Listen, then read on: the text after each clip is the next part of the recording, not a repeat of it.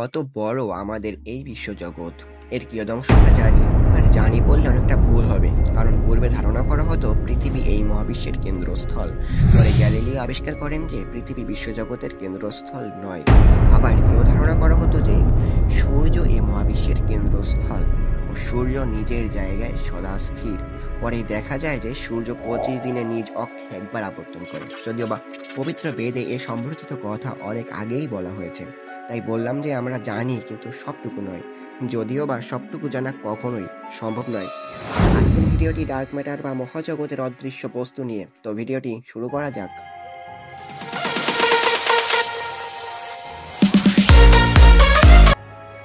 সাম্প্রতিক গবেষণা মতে মহাবিশ্বের মোট ভরের 4.9% হচ্ছে বেরিয়ানিক ভর।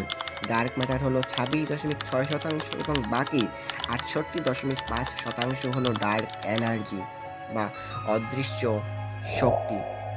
এই ডার্ক ম্যাটার আসলে কি? এটি আসলে এক ধরনের কল্পনাপ্রসূত বস্তু যা কোনো টেলিস্কোপ দ্বারা দেখা সম্ভব নয়।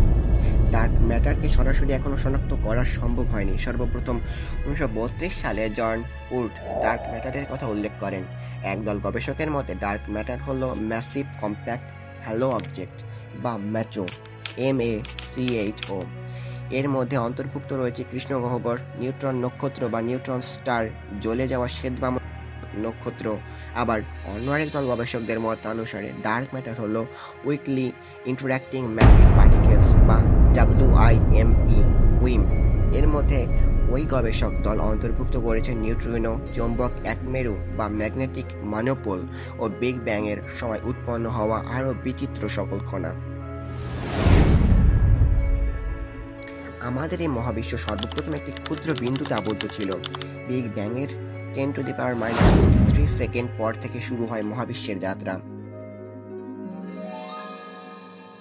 এবার যে কথাটি আসে তা হলো ডার্ক এনার্জি। ডার্ক এনার্জি আসলে কি? এটি কি ডার্ক ম্যাটারের মতোই কিছু, নাকি অন্য কিছু? মহাবিশ্ব প্রতিনিয়তই সম্প্রসারিত হচ্ছে, আর এই সম্প্রসারণ হচ্ছে তথাকথিত এক নতুন শক্তি ক্ষেত্রের কারণে, যা 1 শতাব্দী পূর্বে আইনস্টাইন উপলব্ধি করেছিলেন, যা আজকের দিনে ডার্ক এনার্জি অথবা অদৃশ্য শক্তি নামে পরিচিত। আজকে এই পর্যন্ত। ভিডিওটি ভালো লাগলে অবশ্যই লাইক করুন ও সাবস্ক্রাইব করে পাশে থাকুন। ধন্যবাদ।